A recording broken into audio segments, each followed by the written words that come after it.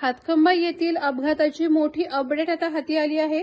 गोव्याहून मुंबईकडे जाणाऱ्या मार्गावर हातखंबा येथे झालेल्या कीटकनाशक कंटेनरच्या अपघातामुळे ठप्प झालेली वाहतूक अखेर मंगळवारी दुपारी 1 वाजता पूर्णपणे पूर्ववत करण्यात आली आहे। गोव्याहून मुंबईच्या दिशेने कीटकनाशक केमिकल घेऊन जाणाऱ्या MH43 BP 4646 या कंटेनरचा अपघात आज सकाळी 10:30 वाजता हातखंबा हायस्कूलजवळ झाला होता।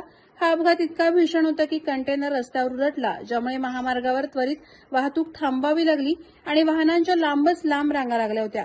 सुदैवाने या अपघातात कोणालाही दुखापत झाली नाही।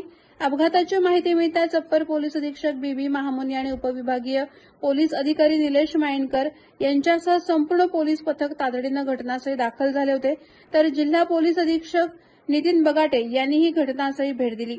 या अधिकाऱ्यांच्या देखरेखीखाली टँकर हटवण्याचं आणि रस्त्यावरील अडथळा दूर करण्याचं काम युद्धपातळीवर सुरू करण्यात आलं। याच जलद कार्यवाहीमुळे अखेर दुपारी 1 वाजता वाहतूक पुन्हा सुरळीत झाली आहे। प्रहार डिजिटलसाठी दुर्गेश पिलणकरसह अनघा निकम मगदूम, रत्नागिरी।